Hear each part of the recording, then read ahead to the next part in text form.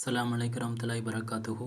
அடுத்து நம்ம மனச பாதுகாப்பா வச்சுக்கிறதுக்கு முக்கியமான விஷயம் ஒண்ணு இருக்கு. அது என்னன்னு பார்த்தீங்கன்னா, நம்ம மனச வந்து பாதுகாப்பா சொர்க்கத்தில நுழைய வைக்கணும். நரகத்துக்கு போக வச்சிடக்கூடாது. அதுக்கு நம்ம தெரிஞ்சுக்க வேண்டிய இன்னொரு சில முக்கியமான விஷயம் என்னன்னு பார்த்தீங்கன்னா, யாரையுமே நம்ம அந்த மனசு வந்து தவறுதலா நினைக்கக்கூடாது.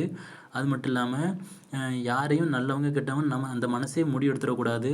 அடுத்து வந்து யார் மனசு யாரை யார் மீதும் நம்ம மனசு அந்த மனசு வந்து வெறுப்பு தோணுதல் இருந்துறக்கூடாது. யார் அந்த அந்த மனசு வந்து வெறுப்பு தோன்றுதலா இருந்துறக்கூடாது.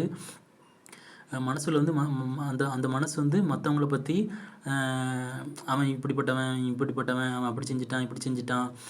அந்த மாரி மனசுல வந்து தேவையில்லாதத வந்து நெனச்சுட்டே இருக்கக்கூடாது. இப்படிலாம் பண்ணிட்டே இருந்துச்சுன்னா, அந்த மனசு வந்து முதல்ல வந்து அமைதி இல்லாத மனசா இருக்கு. அதனால நம்ம என்ன செய்யணும்னா, அப்படி இல்லாம நம்ம பாதுகாத்துக்கணும்.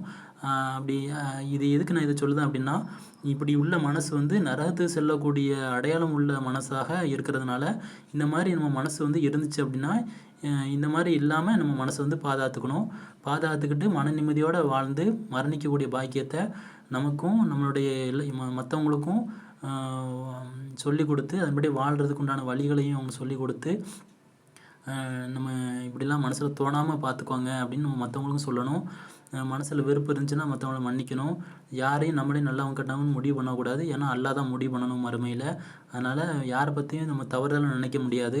நம்ம பார்வையில நம்ம பார்வையில வந்து அவங்க கெட்டது பண்ணாலும், நம்ம பார்க்காத மத்த மத்த நிலைமையில அவங்க வேற எங்கேயாவது ஒரு நல்லது பண்ணியிருந்தாங்கன்னா, அது நமக்கு தெரியாது. அது அல்லாஹ்வுக்கு பிடித்தமான செயலா கூட இருக்கலாம். அதனால நம்மளே யாரையும் நல்லவங்க, கெட்டவங்கன்னு முடிவு பண்ணிறாதீங்க.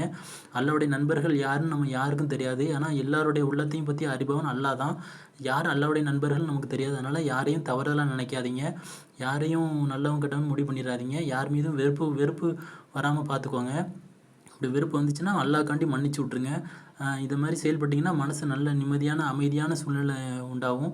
ஏன்னா, நான் எதுக்கு இவ்வளோ சொல்லுதேன் அப்படின்னா, இது வந்து நம்ம நிரந்தரம் இல்லாத வாழ்க்கை. எப்போ எந்த நேரத்தில என்ன வேணா நடக்கலாம்.